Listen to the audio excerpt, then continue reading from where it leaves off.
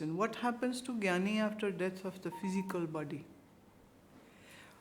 What happens is that the body just immerses in the elements, and that's it. Like in a state of sushupti or the deep sleep, the mind goes into the ocean of not knowing or ajnana,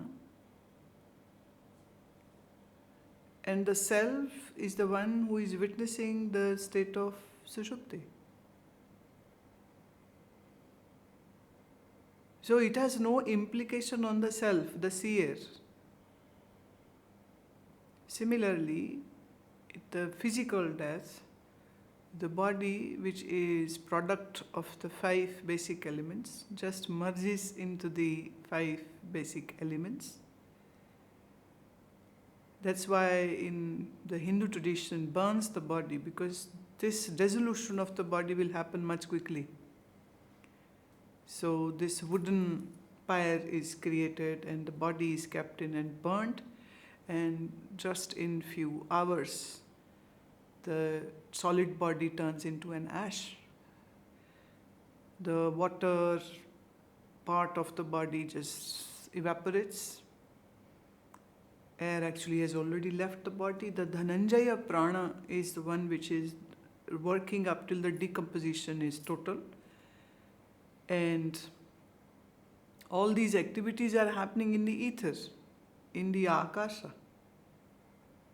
So the gross body just merges into the subtle body, and after few days, what Hindus do is that they will collect whatever small little bones which are left and then take it to Ganga and will just immerse it over there. And so it's like whatever was left is given to the river, and the river is going to spread it out in its all terrain. So the Ganges, the delta of Ganges, actually, if I say, the underneath soil of Ganges is actually just filled with those millions of bodies which the part of there has been immersed by their loved ones in the Ganges, because the Hindus also believe that Ganges is the most sacred. Technically and scientifically speaking, it is the one river which has a bed where the earth's magnet is the strongest. And that's one of the reasons that the Ganga water, if you keep it in a bottle for years, it will not have any worms cropping up into it. It stays just like that. It's so strongly magnetized water. So the Ganga is also considered to be the purifying river, the most sacred. So where should the remains of that mortal body go? They say in the most sacred place.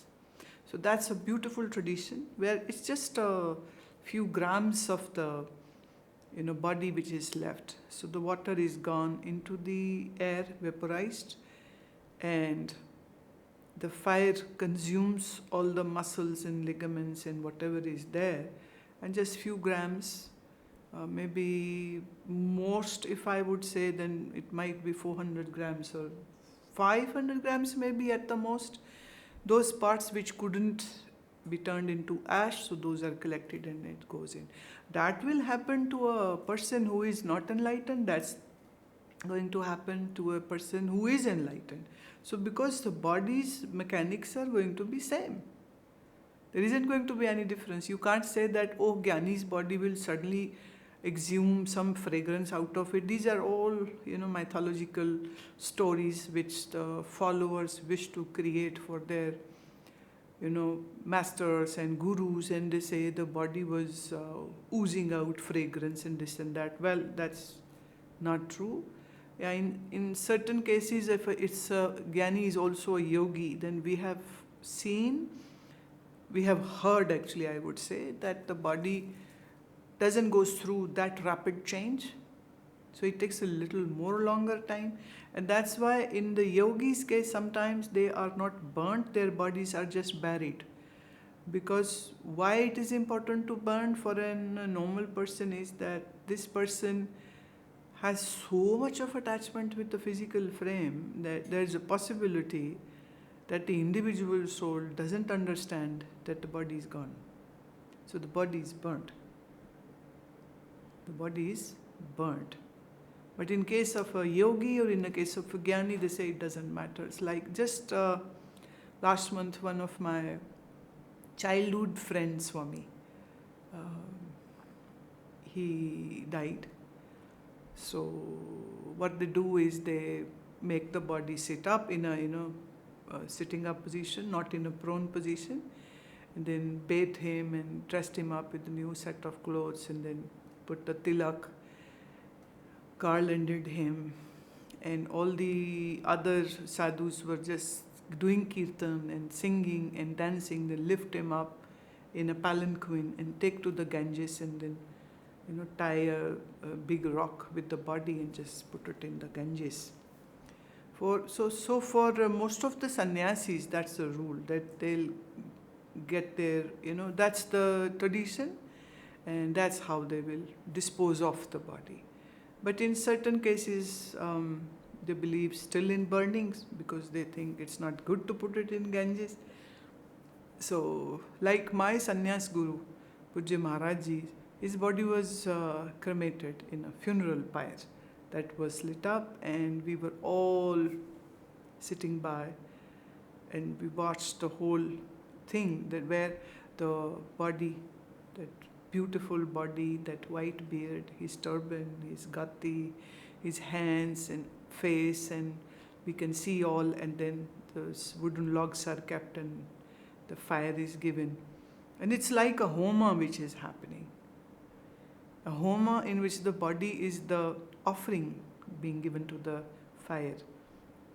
And the fire just exhumes the whole body. Now, for a Gyani, there is no residual vasanas or strong impressions or desires. Hence, the mind is actually already submerged into that Maya, you can say, and that unit of the mind is already in oneness with the macroscopic Maya. Body just goes into elements. And about the self, that is already Brahm, and there's no change going to happen over there. The self, Atman, is Brahm, Aham Brahmasmi, so no change over there. Question is, the universe is said to be evolving. Does a Gyani evolve even after attaining the supreme knowledge? Now, see, Jnana is happening, the knowledge is happening in the periphery of the intellect. And intellect is something which can always be grown. Let me give you an example. Say if Buddha comes in these days back again, and Mahavira comes back, or Guru Nanak comes back again. So they would find this world very weird, because all the electric gadgets and all the electronics and all the vehicles around them, in their times all these things were non-existent. So even they'll have to learn how to switch the light on, or how to use a mobile phone, or how to, adapt into this modern times. So the intellect is something which can always be groomed more, make it more better. For example, the intellect's purpose of understanding the Brahma Vidya was to realize what the self is. But pertaining to the external world, like if you put me in an aeroplane and make me sit in the cockpit and say that, okay, now you fly, because you are a Gyani, so now fly the plane. I cannot. Or you put me in a satellite and you ask me to run it and take it to the orbit of the moon. I cannot do it. So if I want to do that, then I'll have to learn. And one point more which I would say is that to evolve the intellect or not, that's a very personal choice of the Gyani. A Gyani might do, a Gyani might not do. Because inside there is all light, there is no darkness left, so there is no reason to learn anything. But as long as the physical body is there, and especially if a Gyani is in a teaching mode, meaning is making other people understand and make them learn. So obviously the Gyani will have to ace up his or her art of speaking or knowing about what's happening in the science or what's happening in the like languages, and there's so much to learn, then there's no end to that. But for the self, there is no reason to learn anything. So this evolvement can be just pertained to the external world, or if the person is going to interact with others. Like if somebody comes here speaking French, other than just few words, I don't know. I cannot converse with them. If somebody comes of Spanish, I can manage. But if somebody speaks German, I cannot. Romanian, no. Czech, no.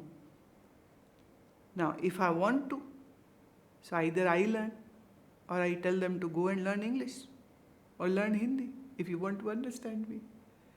So these are things which have actually no binding onto the Gyani. So that evolvement, if we say, is just to do about the interaction with others, not about self.